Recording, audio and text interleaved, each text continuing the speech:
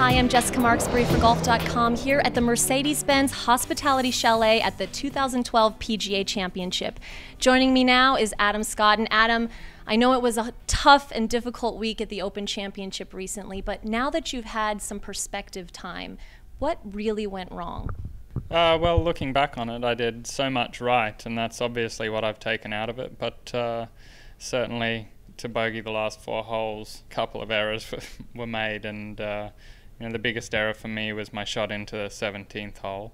At the time, I knew I needed 4 and 4 to win the Open. That was the most disappointing thing for me, and next time I'm in that position, hopefully I will learn from that experience. It's only been a few weeks since the Open Championship, even though it feels like it was just yesterday. How do you take that experience and move on now going into the PGA Championship?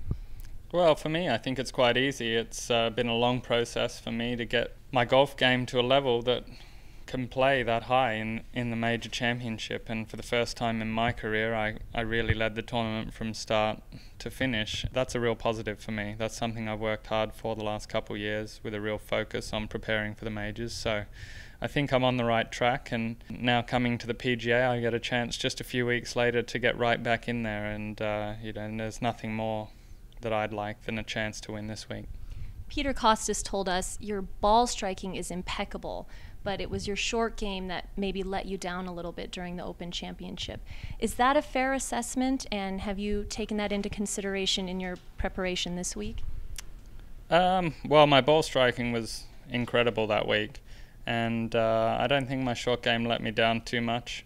I was just doing what I needed to do. I put myself in a great position with 4 holes to go, and certainly a few mistakes coming in cost me. A putt here or there, a shot here or there.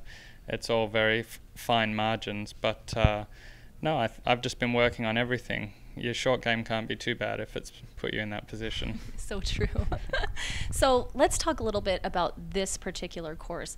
People have been critical of it, especially the back nine, yourself included. So how does that work?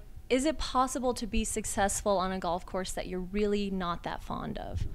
Absolutely. We all have our personal preferences on courses we like and dislike. Some suit our games and some I like that don't suit my game. But, this is very difficult. It's very penal, and there's going to be certainly some interesting things happen out there with waste bunkers and different kinds of lies, and makes for an interesting week. The back nine is just going to be a grind. It's something you're just going to have to take as it comes and try and hit the best shots you possibly can and hope to get rewarded.